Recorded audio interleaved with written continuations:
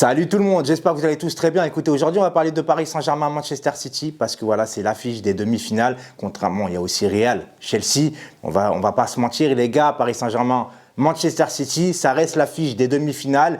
Encore une fois, une revanche, mais pas n'importe quelle revanche. Et ça, on va en parler juste après l'intro. Let's go.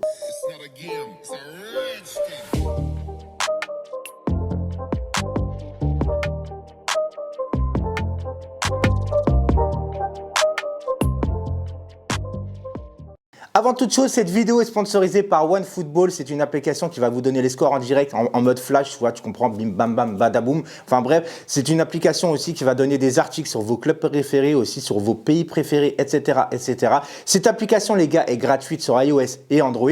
Le lien est en description. Et surtout, les gars, vous téléchargez cette application. Voilà, ça me soutient en plus gratuitement. Merci à vous. Donc, les gars, Paris Saint-Germain, City. Alors déjà, il y a un truc qui va changer par rapport aux huitièmes de finale et aux quarts de finale. C'est-à-dire que là, cette fois, c'est nous qui allons recevoir à l'aller. Est-ce que c'est une bonne chose? Je ne suis pas sûr, les gars, parce que cette année, on est meilleur à l'extérieur qu'à domicile. Faut pas se leurrer, faut pas se mentir, les gars. À domicile, cette année, c'est un peu compliqué pour nous.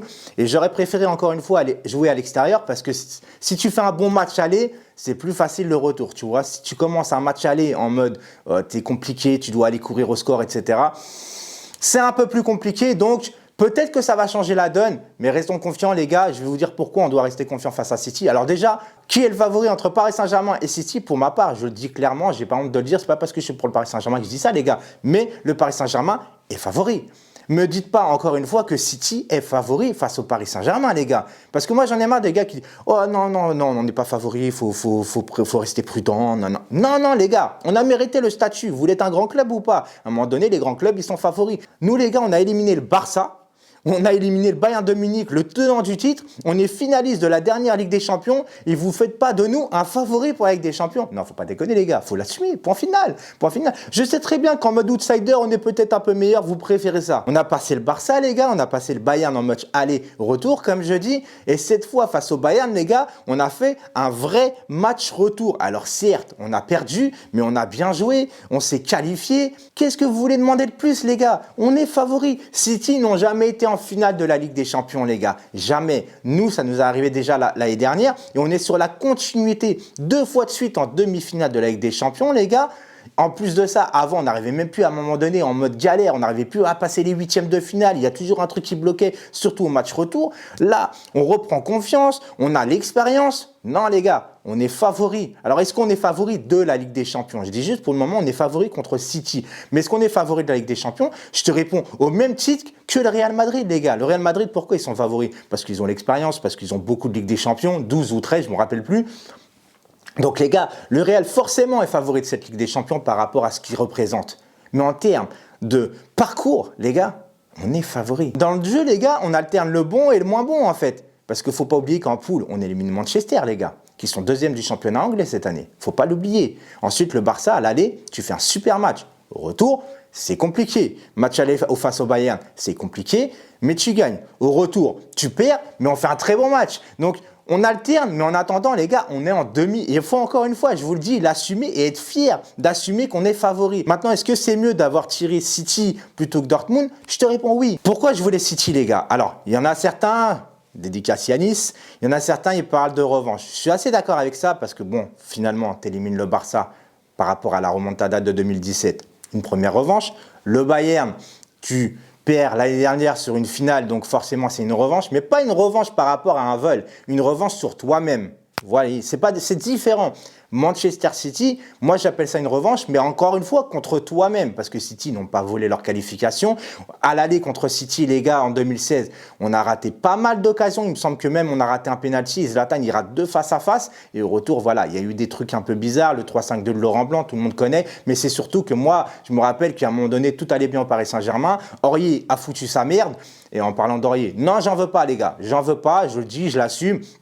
Le gars, il a foutu sa merde par rapport au Périscope. Alors certains disent « Oh, mais il a été sincère dans ses propos. » Si t'es sincère, les gars, tu parles pas de ça sur Périscope. Tu prends tes couilles, tu vas devant Laurent Blanc et tu dis « T'es une fiotte. » Mais ça, c'est un petit aparté. Revenons à City, les gars. Pourquoi je voulais City? Parce que tout simplement, Dortmund défendent assez bas quand même. De toute façon, on a vu sur les 2 matchs de City, les gars, Dortmund, c'est bloc bas un petit peu. Un peu à notre façon de jouer, en vérité. City, c'est un peu la façon de jouer du Bayern de Munich. Alors certes, ils sont dangereux avec leurs joueurs, mais ça nous correspond mieux sur le terrain, les gars, d'aller contrer cette équipe de Manchester City. Parce que cette année, encore une fois, les gars, il faut l'assumer, nous sommes une équipe de contre. Oui, de contre. Même si tu as Neymar et Mbappé, bah justement, c'est des joueurs justement de contre. Neymar, bon, tu peux jouer dans toutes les configurations avec lui. Mais Mbappé, tu comprends, tu utilises sa vitesse, donc forcément, les contres, c'est beaucoup mieux pour toi. Le retour face au Bayern n'a pas vraiment joué en contre. On a utilisé les contres, mais on n'a pas fait que ça. On a réussi à alterner, et ça, j'adore beaucoup. Et pour la suite de la compétition, voilà, il faut remercier Pochettino parce qu'il trouve les joueurs, il trouve les compos,